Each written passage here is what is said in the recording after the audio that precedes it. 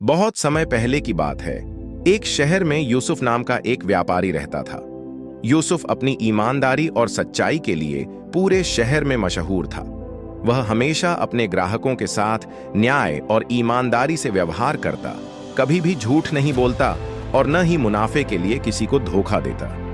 एक दिन एक बूढ़ा व्यक्ति उसकी दुकान पर आया और बोला, बेटा, मुझे कुछ गेहूं चाहिए, लेकिन मेरे पास पूरे पैसे नहीं हैं।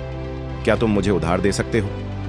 यूसुफ ने मुस्कुराते हुए कहा, बिल्कुल, आप जितना चाहें ले सकते हैं। उसने बिना किसी हिचकिचाहट के गेहूं दे दिया और कहा, जब आपके पास पैसे हों तब दे दीजिए। कुछ समय बाद एक बड़ा सौदा करने के लिए यूसुफ को बहुत सारे गेहूं की जरूरत पड़ी। उसने अपने नियमित आपूर्तिकर्ता से संपर्क किया, लेकिन वहां गेहूं की कमी थी। परेशान होकर वह अल्लाह से दुआ करने लगा, या अल्लाह, तू ही मदद करने वाला है, मेरी ईमानदारी को बेकार मत जाने देना। उसी दिन एक अमीर व्यापारी उसकी दुकान पर आया और बोला, मुझे तुम्हारे शहर में सबसे ईमानदार व्यापारी के बारे में सुना है। मुझे बहुत सारा गेहूं चाहिए और मैं चाहता हूं कि तुम मेरे लिए यह सौदा करो। यूसुफ ने कहा, लेकिन मेरे पास अभी इतना गेहूं नहीं है।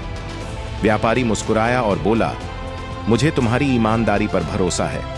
तुम कहीं से भी गेहूं खरीदो, कीमत मैं दूंगा और मुनाफा तुम्हारा होगा। यूसुफ ने जल्दी से शहर के बाहर के गांव से गेहूं मंगवाया और सौदा पूरा किया। उसे इस सौदे में उम्मीद से ज्यादा मुनाफा हुआ। वह समझ गया कि यह उसकी ईमानदारी का इनाम है। कुछ दिनों बाद वही बूढ़ा व्यक्ति वापस आया और पैसे लौटाते हुए बोला, बेटा, तुमने उस दिन मेरी इज्जत रखी, अल्लाह ने मेरी मदद की और ये रहा तुम्हारा उधार। यूसुफ की आंखों में आंसू आ गए।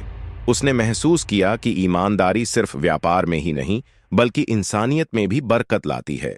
उस दिन से यूसुफ ने यह सबक सदा के लिए याद रख लिया।